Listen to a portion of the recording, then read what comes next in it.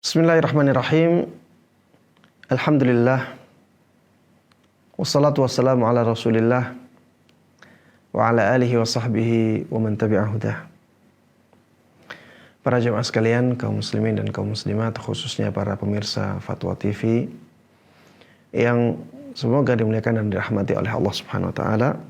Pada kesempatan kali ini kita akan menjawab pertanyaan dari saudari kita Adinda Aprilia dari kota Palembang, Sumatera Selatan. Pertanyaannya, Ustadz, ana dulu menghafal Al-Quran di pondok. Sekarang ana sudah lulus dan ingin lanjut menghafal Al-Quran. Bolehkah saya menghafal Al-Quran tanpa guru, Ustadz? Namun untuk tahsin terus ikut belajar online. Hanya menghafal dan murajaah saja yang mandiri. Karena qadarullah tidak bisa ikut program tahfidz atau rumah tahfidz untuk lanjut studi. Kadang semangat saya pun kendur karena menghafal sendirian itu tidak mudah. Mohon nasihatnya Ustadz. Jazakumullahu khairan. Taib. Menghafal Al-Quran tanpa guru, ya tidak ada masalah. Terutama bagi yang sudah pernah belajar Al-Quran dengan guru. Karena kalau sudah pernah belajar dengan guru, insya Allah untuk meneruskannya lebih mudah.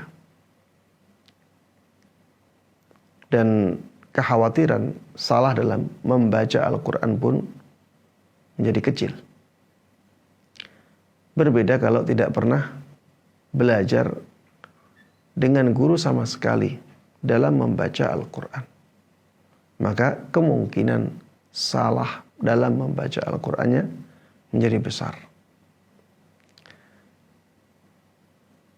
Sehingga ya untuk Adinda Aprilia ya tidak masalah menghafal Al-Quran secara mandiri karena tuntutan pendidikan. Namun karena menghafal Al-Quran secara mandiri itu tidak mudah, terutama dalam menjaga semangat, maka sebaiknya mencari teman. Mencari teman yang sama-sama punya semangat untuk menghafal Al-Quran. Teman ini penting jamaah. Dengan teman kita bisa menjaga semangat. Kalau teman kita misalnya orang yang semangat menghadiri kajian, itu akan memantik semangat kita untuk menghadiri kajian. Teman kita semangat untuk main sepak bola, maka itu akan mempengaruhi semangat kita untuk main sepak bola. Teman kita semangat untuk berbisnis, itu akan memantik semangat kita untuk semangat untuk berbisnis. Ya, begitu pula ketika teman kita semangat menghafal Al-Quran, maka itu juga akan mempengaruhi semangat kita dalam menghafal Al-Quran.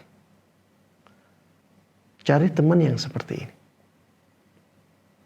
Walaupun tidak dalam dunia nyata. Karena bisa jadi dalam dunia nyata kita tidak mendapatkan orang yang seperti itu. Tapi kalau bisa itu yang paling baik. Kalau tidak bisa di dunia nyata, maka kita cari teman yang seperti ini di dunia maya. Ya, mungkin bisa masuk ke grup-grup atau membuat grup untuk orang-orang yang punya visi dan misi yang sama, ingin menghafal Al-Quran secara mandiri. Nanti mungkin di grup tersebut dibuat kegiatan-kegiatan atau dibuat perlombaan-perlombaan sehingga ia terjaga semangat untuk menghafal Al-Quran.